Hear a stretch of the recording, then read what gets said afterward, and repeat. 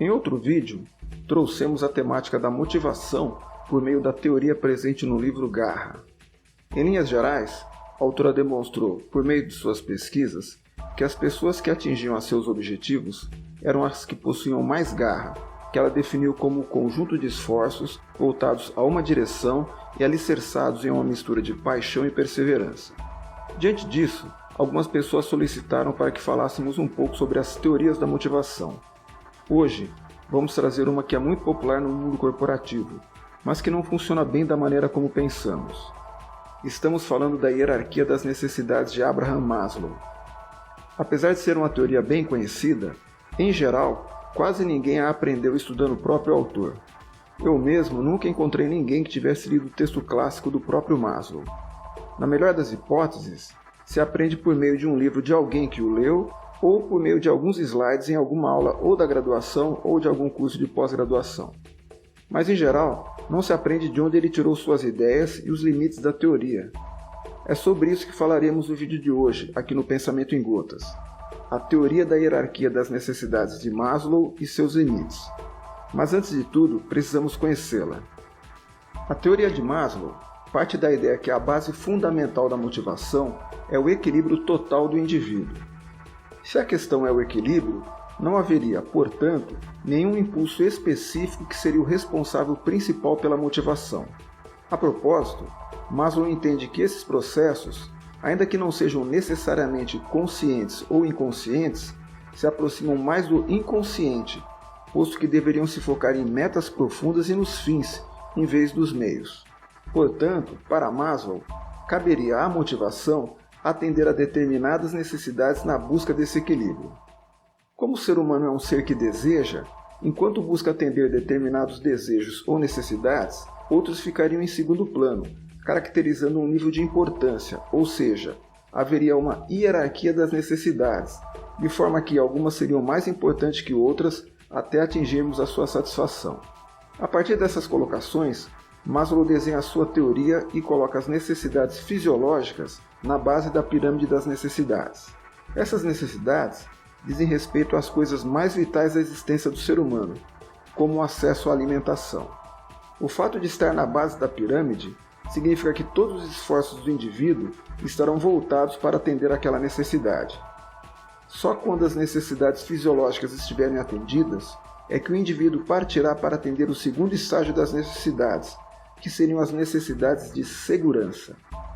Segurança, na teoria de Maslow, diz respeito à rotina e ritmo, da possibilidade de levarmos uma vida com um mínimo de estabilidade e estruturação e de estar próximo do que é familiar em vez do que é desconhecido. Na nossa vida prática, isso tem a forma de um emprego seguro, uma reserva financeira, assistência médica e até, em parte, questões de fundo religioso que nos trariam segurança espiritual. O não atendimento dessas necessidades poderia levar a quadro de neuroses obsessivo-compulsivas, que seria a forma como, entre aspas, conseguiríamos organizar esse mundo confuso. Satisfazendo as necessidades de segurança, virão as necessidades de amor, ou seja, aquelas relacionadas à percepção que pertencemos a um grupo em que o afeto é um componente da relação mútua entre as pessoas. No próximo degrau da hierarquia estão as necessidades de estima, que dizem respeito à ideia de reconhecimento e respeito que recebemos dos outros, e que se transformaria em confiança nas próprias capacidades e em reputação, o que nos ajudaria a construir uma autoestima que reforçaria a confiança. Não satisfazer as necessidades de estima poderia nos levar a sentimentos de inferioridade, fraqueza e impotência. Por fim, no topo da hierarquia, as necessidades de autorrealização, que dizem respeito à realização daquilo para o qual teríamos sido criados, ou seja, o atingir de nossos próprios potenciais. É importante ter em mente como elas estão hierarquicamente organizadas, só quando nos satisfazemos em uma delas que buscaríamos atender à necessidade seguinte. Conhecidas as bases da teoria, precisamos entender em quem ele se baseou e quem utiliza essa teoria para assim podermos entender os seus limites. Segundo o próprio Maslow, sua teoria se inspirou em alguns autores da filosofia norte-americana, como William James e John Dewey, além de outros pensadores como Freud. Na prática, ele buscou uma aproximação com a biologia, por meio do conceito de homeostase. Homeostase diz respeito ao mecanismo que nosso corpo possui para manter de maneira constante o que seria o estado normal do fluxo de sangue, quanto à sua temperatura, quantidades de água, sal, açúcar, gordura, oxigênio, etc. Ou seja, a busca do corpo pela manutenção do seu próprio equilíbrio. A ideia é que se o corpo estiver em desequilíbrio em algumas dessas necessidades, todas as demais perdem importância diante dessa necessidade imediata. Fica fácil de entender de onde ele tirou a ideia da hierarquia das necessidades.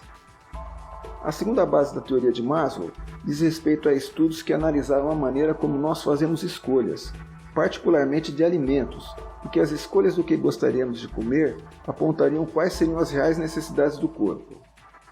Essa abordagem lembra muito a chamada teoria da utilidade marginal da economia.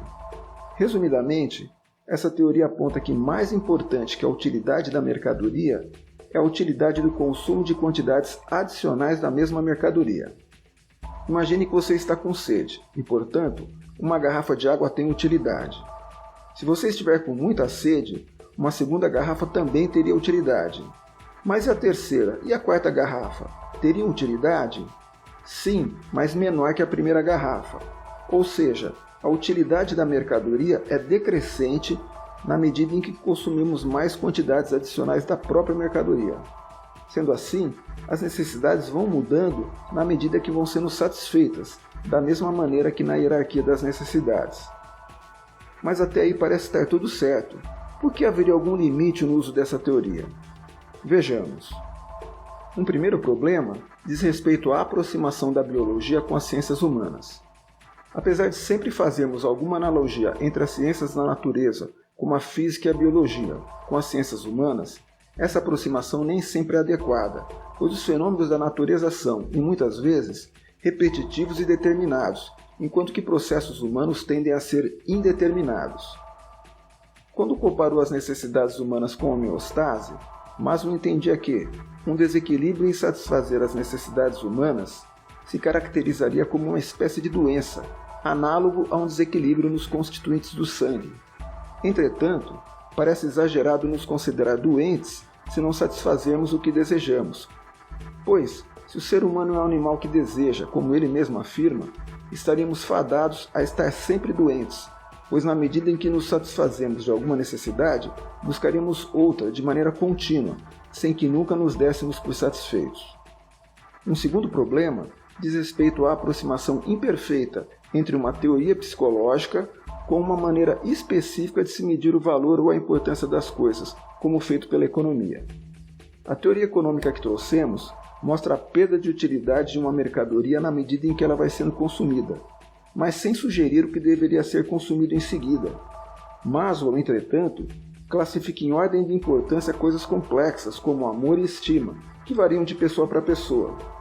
De certa maneira, Maslow se defendeu dessas críticas, pois apesar de afirmar que essa sequência de prioridades funcione para a maioria das pessoas, ele próprio dá vários exemplos em que essa hierarquia não é respeitada, como naqueles casos em que as pessoas buscam mais autoestima que amor, e até o caso daqueles que não possuem aspirações profissionais.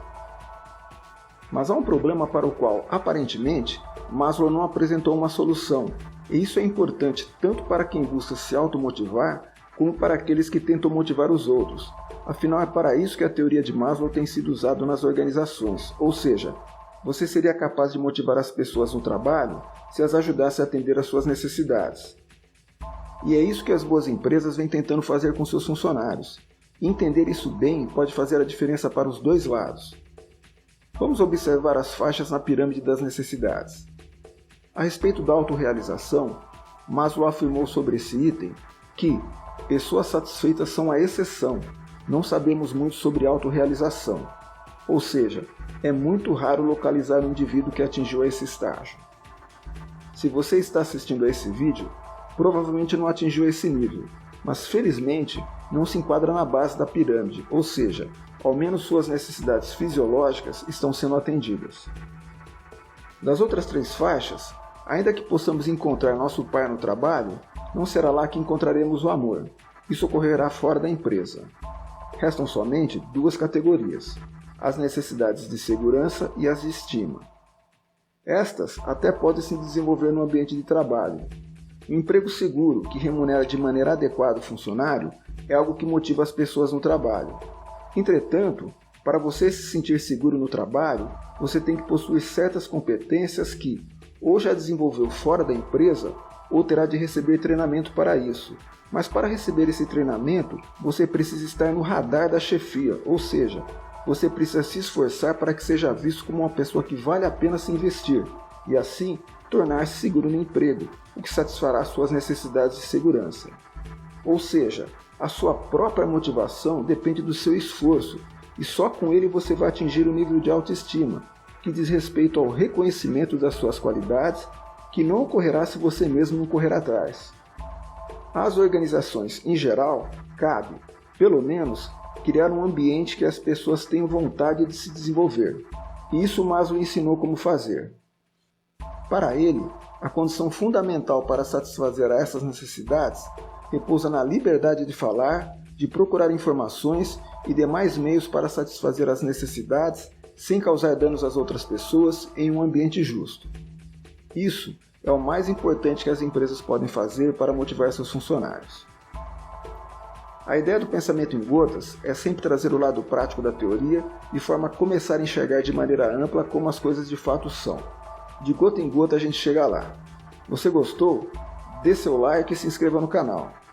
Deixe o sininho das notificações configurado para receber nossos novos vídeos e nos ajude a espalhar esse conteúdo, enviando aos seus amigos e às empresas. Grande abraço e até nosso próximo encontro.